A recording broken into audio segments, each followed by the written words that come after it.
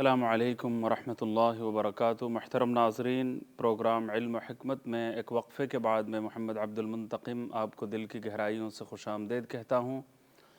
اللہ تعالیٰ آپ سب کو دنیا اور آخرت میں بہترین صلہ اور خیر الجزا عطا فرمائے، اپنی شایان شان بدلہ اللہ تعالیٰ سب کو عطا فرمائے۔ میں رمضان المبارک کے حوالے سے حضرت علامہ مولانا سید ابو الحسن علی حسنی ندوی رحمۃ اللہ علیہ کی ایک بات آپ کی خدمت میں پیش کر رہا تھا کہ ایک ہوتا ہے عارضی روزہ اور ایک ہوتا ہے دائمی روزہ، ایک ہوتا ہے وقتی روزہ اور ایک ہوتا ہے پرماننٹ روزہ۔ رمضان المبارک کے مقدس مہینے میں جو روزہ ہم نے رکھا ہے وہ عارضی روزہ ہے، وہ ٹیمپرری روزہ ہے، اور دائمی روزہ وہ ہے جو پوری زندگی پر محیط ہوتا ہے۔ بلوغ کے عمر کو پہنچنے کے بعد سے وہ روزہ شروع ہوتا ہے۔ گویا زندگی کی بلوغ کی عمر کو اگر آپ یہ تصور کریں کہ انسان کی زندگی کی صبح صادق، تو اس زندگی کی صبح صادق بلوغ کی عمر سے وہ روزہ شروع ہوتا ہے اور زندگی کا سورج غروب ہونے تک وہ روزہ باقی اور جاری رہتا ہے۔ جیسا کہ دن کا سورج ڈھلنے تک عارضی روزہ باقی رہتا ہے، تو وہ دائمی روزہ زندگی کے سورج غروب ہونے کے بعد جا کے ختم ہوتا ہے۔ تو عارضی روزے کا اہتمام تو ہماری زندگیوں میں پایا جاتا ہے، لیکن دائمی روزے کے بارے میں جتنا خیال، جتنا لحاظ ہونا چاہیے وہ ہمارے اندر نظر نہیں آتا۔ عارضی روزہ در حقیقت دائمی روزے کو کامیاب بنانے کے لیے فرض کیا گیا ہے۔ دائمی روزہ پیش نظر اگر نہ ہوتا تو عارضی روزہ مقرر ہی نہ کیا جاتا۔ عارضی روزے کی وجہ، اس کا مقصد، اس کی حکمت، اس کی وجہ جو اللہ تعالیٰ نے قرآن کریم میں بیان فرمائی وہ ہے لعلکم تتقون، تاکہ تم متقی بن جاؤ، تقوی کی زندگی، تمہاری پوری زندگی تقوی کی ہو جائے۔ تقوی کے اصول اور آداب، تقوی کی رعایتوں سے ملحوظ ایک زندگی تمہیں نصیب ہو جائے۔ ایسی زندگی کے لیے روزہ ہم پر فرض کیا گیا ہے۔ تو اس کا مطلب یہ ہے کہ اگر پوری زندگی کا جو دائمی روزہ ہے، جو پرماننٹ روزہ ہے، وہ اگر پیش نظر نہ ہوتا تو یہ عارضی روزہ جو صرف ایک مہینے کے لیے اور وہ بھی دن کے وقت صرف، وہ فرض ہی نہ کیا جاتا۔ تو اصل مقصد جو ہے وہ دائمی روزہ ہے۔ دائمی روزے کو کامیاب بنانے کے لیے یہ عارضی روزہ ہم پر فرض کیا جاتا ہے، لیکن عارضی روزے پر تو ہماری کافی توجہ ہوتی ہے، اور دائمی روزے کے بارے میں جو فکر مندی ہونی چاہیے، جو خیال رکھنا چاہیے، جو لحاظ ملحوظ خاطر رہنا چاہیے، وہ بات ہماری زندگیوں میں نظر نہیں آتی۔ دائمی روزے میں کیا بات داخل ہے کہ انسان اپنی اصلاح کا سامان کرے، اور اصلاح کا دائرہ بہت پھیلا ہوا، بہت وسیع ہے، اس کی طرف ہماری نظر نہیں ہے۔ میں ایک کالر سے پہلے بات کر لیتا ہوں تاکہ اس سلسلے کو میں اور زیادہ آگے بڑھاؤں۔ السلام علیکم ورحمۃ اللہ۔ وعلیکم السلام ورحمۃ اللہ وبرکاتہ۔ مولوی صاحب، میں نے آپ سے ایک نعت سننی ہے۔ وہ نعت کے مجھے بول تو نہیں آتے، لیکن آپ نے وہ پڑھی تھی یا رسول اللہ صلی اللہ علیہ وسلم کی شان میں، بہت اچھی نعت تھی، اردو میں بھی تھا اور میرا خیال ہے بنگالی میں بھی اس کے کچھ لفظ تھے۔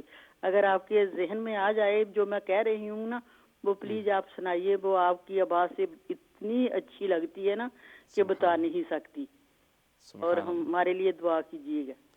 جی بہت شکریہ، السلام ماشاء علیکم اللہ۔ ورحمۃ اللہ وبرکاتہ۔ جی بہت شکریہ، جو تجویز آپ نے پیش کی۔ یہ تو سوال جواب کا پروگرام ہے، لیکن ماشاء اللہ آپ نے ایسا سوال رکھا کہ جس کا جواب دینے کے لیے مجھے یعنی پوری تیاری چاہیے، پورا موقع چاہیے اور لمبا وقت بھی چاہیے۔ किसी मौके पर इंशाअल्लाह ताला अल्लाह ताला ने चाहा तो सुनाने की कोशिश मैं करूँगा। और बहुत सारे लोग मिलते हुए, राह गुज़रते हुए भी इसकी फरमाइश करते हैं, फ़ोन पर भी कहते हैं। तो कोई दुआ फरमाए कि अल्लाह ताला कोई मौका इनायत फरमा दें कि मैं वो लंबी बहर वाली नात जो है वो सुना सकूं, कि जिसकी मिसाल हमें उर्दू के दूसरे नातिया अशार में अभी तक मिली नहीं है। और वो गैर मामूली किस्म का लंबा नातिया कलाम है और जिसमें अल्फाज की वाकई बारिश है। एक और कॉलर से बात करते हैं। जी अस्सलाम वालेकुम। वालेकुम अस्सलाम। जी फरमाइए, क्या कहना चाहेंगे आप? आप कहानी बता रहे। जी जी, बस अल्लाह ताला कबूल फरमाए, आप दुआओं में याद रखिएगा इंशाअल्लाह। ठीक। बहुत शुक्रिया आपकी कॉल का, जज़ाकुमुल्लाह खैरन। देखिए, मैं ये बात अर्ज़ कर रहा था कि जो दाइमी रोज़ा है उसका दायरा बहुत ज़्यादा फैला हुआ है, दायरा बहुत अज़ीम है। जी इंशाअल्लाह एक और कॉलर से भी बात कर लेते हैं। जी अस्सलाम वालेकुम। जी अस्सलाम वालेकुम। आवाज़ आ रही है मुहतरम कॉलर? हमारी आवाज़ सुन सकते हैं आप? जी अस्सलाम वालेकुम। अस्सलाम वालेकुम। वालेकुम अस्सलाम वरहमतुल्लाहि वबरकातुहू। जी फरमाइए। मुफ्ती साहब ठीक हैं आप? जी अल्लाह का फजल करम है, मुफ्ती अल्लाह ताला साहब का मैंने एहसान। पूछना था कि मुझे ज़रा आप सही तरीका बता दें कि ये जो सजदे तिलावत है, इसकी नियत करते हैं हम लोग, अल्लाह अकबर कहते हैं, फिर हम सजदे में जाते हैं, फिर सजदे में हमने पूरा पढ़ना होगा सुब्हान रब्बियल आला, और फिर उठ के सलाम फेरना होगा, या क्या नहीं, तरीका है? सलाम मुझे फेरना नहीं अगर है। आप सही प्लीज़ गाइड कर दें तो। नहीं, वो आप जब खड़ी होंगी ना, अल्लाह अकबर कहते हुए खड़े होने की हालत से जो है वो सजदे में चली जाएंगी, और सजदा करके फिर अल्लाह अकबर कहते हुए फिर उसके बाद जो है वो बैठकर अत्तहियात पढ़ना और सलाम फेरना, ये कोई ज़रूरी नहीं है। सिर्फ़ खड़े होने की हालत से अल्लाह अकबर कहते हुए सजदे में चली जाएंगी, 3 मरतबा सुबहान रब्बियल आला सुबहान रब्बियल आला सुबहान रब्बियल आला पढ़कर फिर अल्लाह अकबर कहते हुए उठना, और फिर सलाम फेरने की ज़रूरत नहीं, बस सजदा हो गया, एक सजदा हो गया। दोबारा जाना हुआ तो दोबारा इसी तरीके से जाइएगा। तो लेकिन इस वक्त जो बात मेरे जहन में है वो खड़े होने की हालत से फिर जाना चाहिए, फिर उठना, फिर खड़े होने की हालत से फिर सजदे में जाना, ये मुनासिब मालूम होता है, ऐसा ही करना चाहिए। और जब सजदे तिलावत वाजिब हो जाए, ताख़ीर किए बग़ैर सजदे तिलावत कर लेना चाहिए। कितने लोग हैं जो वो करते नहीं हैं और फिर बहुत सारे सजदे उनके ऊपर जमा हो जाते हैं, वाजिब रहते हैं, और फिर अदायगी में ताख़ीर होती चली जाती है, वक्त गुज़रता चला जाता है, चलो आज नहीं बाद में कर लेंगे। लेकिन बहरहाल वो सजदे वाजिब हैं, वाजिब रहेंगे, और उन पर अमल करना हमारे लिए ताख़ीर से सही फिर भी ज़रूरी है। खैर माशाअल्लाह, अल्लाह ताला कबूल फ़रमाए। आप जो है इस प्रोग्राम में किसी भी सवाल के साथ आ सकते हैं। एक दूसरा प्रोग्राम आपके मसाइल के उन्वान से भी है, उसमें भी आपकी शिरकत बहुत ज़रूरी है, ताकि अमूमी मसाइल आप पूछें। और इस प्रोग्राम में भी कुछ ना कुछ सवालात हम ज़रूर लेते हैं। हाँ, अलबत्ता इसमें मौजू के हवाले से किसी मौजू पर तफसीली गुफ्तगू होती है, और फिर उसके बाद जो है आपसे फिर तफसीली बात हो, यानी आपके सवालात भी लिए जाते हैं। तो इन प्रोग्रामों को ज़रा ज़िंदा रखने के लिए और उनकी इफ़ादियत को बढ़ाने के लिए सब लोगों की शिरकत और कॉल करना, ये मैं समझता हूँ कि बहुत ज़रूरी है।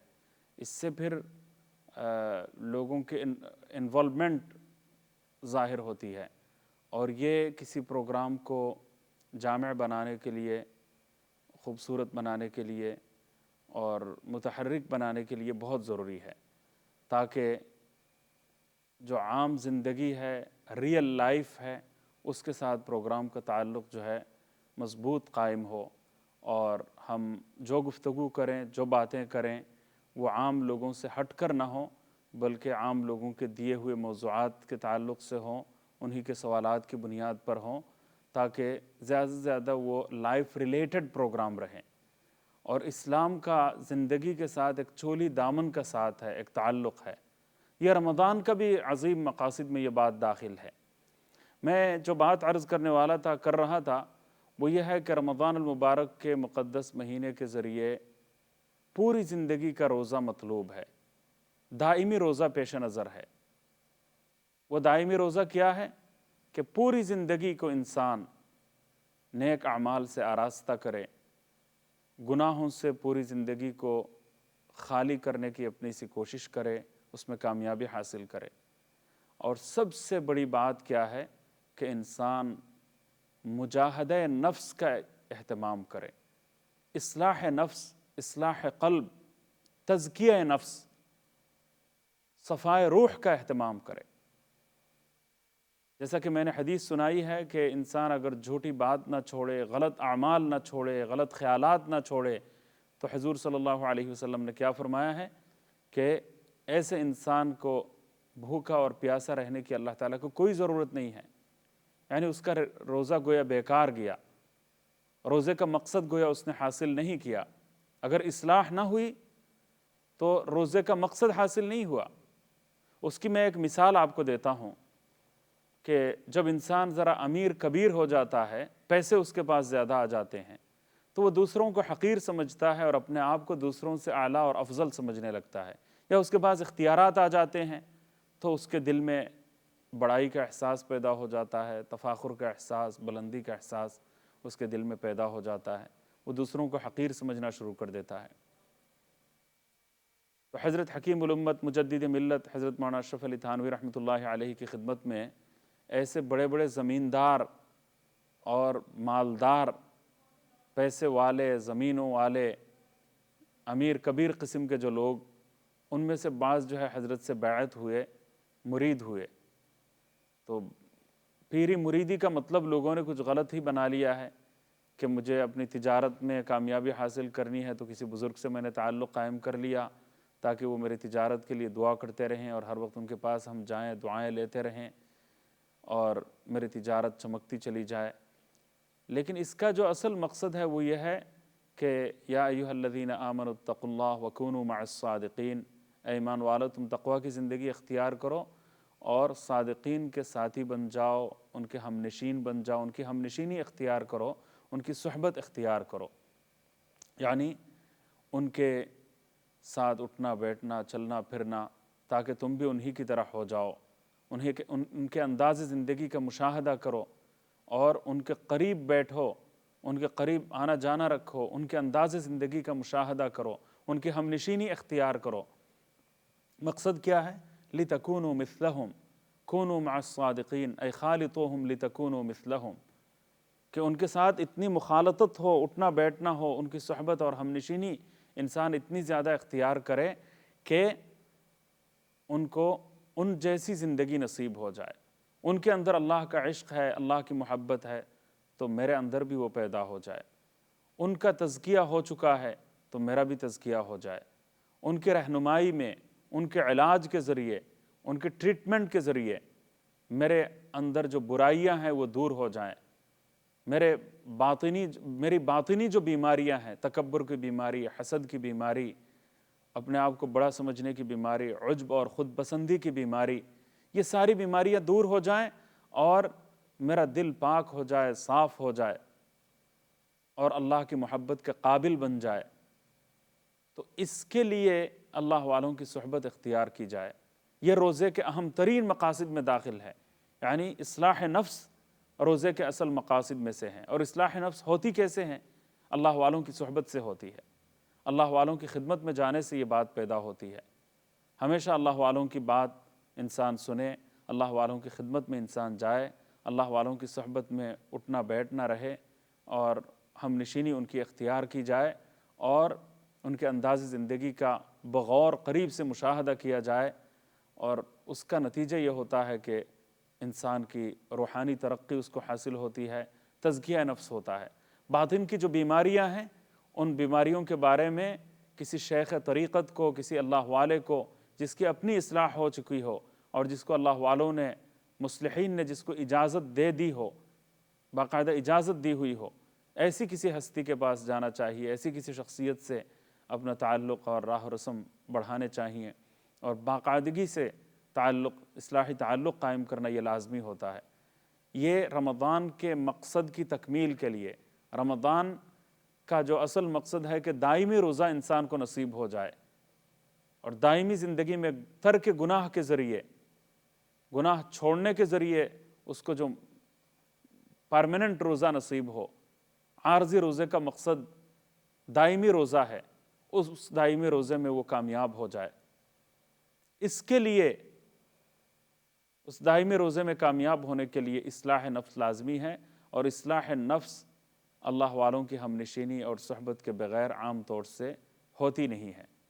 جیسا کہ میں نے مثال دی ہے کہ حضرت حکیم الامت رحمۃ اللہ علیہ کی خدمت میں کتنے لوگ جو بڑے بڑے زمیندار امیر کبیر قسم کے لوگ تھے وہ بھی مرید ہوئے، تو ان کے دل میں کچھ گاؤں میں دیہاتوں میں اپنے رعایا قسم کے لوگ ہوتے ہیں جو ان کے کام کرنے والے ہوتے ہیں، ان کے خادم، چاکر، نوکر قسم کے لوگ ہوتے ہیں، اور بڑے بڑے جو زمیندار امیر کبیر لوگ ہوتے ہیں تو وہ جب پیدل چلتے تھے اس زمانے میں وہ چھتری بھی ان کے سروں پر رکھی جاتی تھی، اور جوتیاں پہن کر کوئی ان کے سامنے سے نہیں گزرتا تھا۔ یہ بڑے امیر ہیں، زمیندار ہیں، تو ان کے اندر ایسا تکبر ہے، ایسا غرور ہے، اور باقی انسانوں کو وہ اس قدر حقیر سمجھتے ہیں کہ وہ جوتیاں پہن کر ان کے سامنے سے گزرنے کی سکت نہیں رکھتے، سر پر چھتری پکڑے وہ گزر نہیں سکتے، ایسی کیفیت تھی۔ تو ایسے زمیندار جب حضرت سے بیعت ہوئے تو حضرت کو تو پتہ ہے کہ ان میں تکبر کی بیماری ہوتی ہے، اپنے آپ کو بڑا سمجھنا اور دوسروں کو حقیر سمجھنا، یہ بیماری تو پائی ہی جاتی ہے، گٹھی میں یہ بیماری پڑی ہوئی ہے۔ زمینداری کی فضاؤں میں، زمینداری کے ماحول میں، زمینداروں کی گود میں جن کی پرورش ہوئی ہے، سونے کا چمچ، سونے کا نوالا منہ میں لے کر جن کی پیدائش ہوئی ہے، ان میں غرور ہوتا ہے، تکبر ہوتا ہے، بڑائی کا احساس ہوتا ہے، اپنے آپ کو بڑا سمجھنے اور دوسرے کو حقیر گرداننے کی عادت ان کے دل میں ہوتی ہے۔ تو حضرت رحمۃ اللہ علیہ نے فرمایا کہ نماز کے بعد وہ جو چاکر نوکر قسم کے جو لوگ ہیں، جن کو معاشرے میں سب سے نچلا طبقہ سمجھا جاتا ہے، مزدور طبقہ سمجھا جاتا ہے، پورا دن وہ کام کرتے ہیں، آپ کی زمینوں میں کاشتکاری کا کام وہ کرتے ہیں، تو وہ خدائی کا گویا درجہ آپ کو دیا ہوا ہے، العیاذ باللہ العلی العظیم۔ تو ایسے لوگوں کی چپلیں تم سیدھی کرو، ایسے لوگوں کے جوتے تم سیدھے کیا کرو، یہ تمہارا کام ہے۔ تو یہ ہم جیسوں کے لیے یہ کام کوئی اتنا شاید مشکل نہ ہو، لیکن جو اتنے بڑے سمجھے جانے والے ہیں، نسلیں جن کی عزت پا رہی ہیں، اور ہر فرد کو رائل فیملی کا ایک ممبر سمجھا جاتا ہے، اور جن کے سامنے کوئی چپل پہن کر گزرنے کی سکت نہیں رکھتا، چھتری سر پر رکھتے ہوئے گزرنے کی ہمت نہیں ہوتی، ایسے لوگوں کی جوتیاں سیدھی کرنا، یا اللہ یہ کام تو بڑی ذلتوں والا کام، اور خیر اتنے بڑے امیر کبیر سے، اتنے بڑے زمیندار سے یہ کام لیا جائے۔ لیکن چونکہ بیعت ہو چکے ہیں، اور بیعت میں یہ وعدہ تھا کہ حضرت جس طرح فرمائیں گے، جس طرح حکم دیں گے، جس طرح اصلاح کریں گے، جس طرح باطنی امراض کے ازالے کے لیے ٹریٹمنٹ کریں گے، اس پر ہم راضی ہیں، اور اصلاح مقصود ہے۔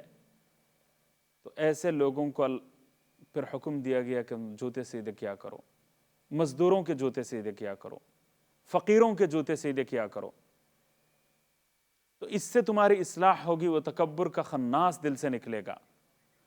جی کالر سے بات کرتے ہیں۔ جی السلام علیکم۔ السلام علیکم، آواز سن سکتے ہیں کالر؟ نہیں۔ جی السلام علیکم، فرمائیے۔ السلام علیکم وعلیکم مفتی صاحب، میں شیخ احمد بول رہا ہوں۔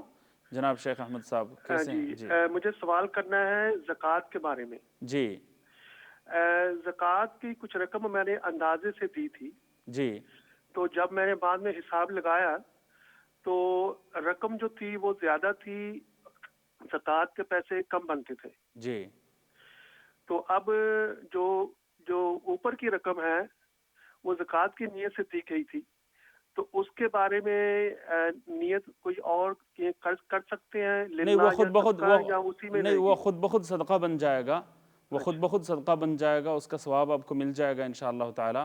زکوٰۃ کی نیت سے اگرچہ آپ نے دی تھی تو وہ حقیقت میں وہ اضافی رقم زکوٰۃ بنتی ہی نہیں ہے، تو اس جی وجہ سے وہ خود بخود صدقہ بن جائے گا، غریبوں کے پاس چلا گیا ہے، تو انشاءاللہ تعالی اس کا اجر و ثواب ملے گا۔ اور احتیاط کا تقاضا بھی یہی ہے کہ انسان اندازاً کچھ زیادہ ہی دے دے تاکہ زکوٰۃ کی کوئی رقم اپنے مال میں شامل نہ رہے، شامل جی رہے تو پھر اگر رہ گئی تو پھر باقی مال کی تباہی کا ذریعہ بن جائے، تو یہ بہت خطرناک انجام ہوتا ہے۔ اس بنا پر تھوڑی سی رقم انسان زیادہ ہی نکال لے تو بہتر ہے تاکہ وبال نہ آئے اور اس فریضے کی ذمہ داری سے انسان باقی سبکدوش ہو جائے۔ بہت شکریہ آپ کی کال کا۔